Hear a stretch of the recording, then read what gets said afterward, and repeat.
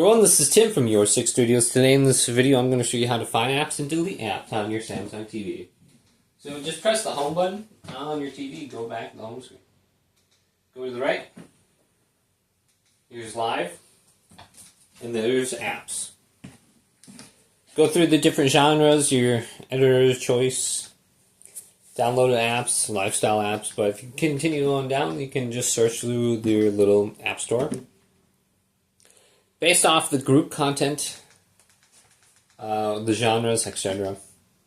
Find it there, install it. But here's the app settings. Just go to the app under here, and then go to delete. I don't need, well, Plex is actually pretty nice, I like that. I don't need this. Or something else. So just go and just do that now, and then you should be good to go. Hopefully this video did indeed help you out.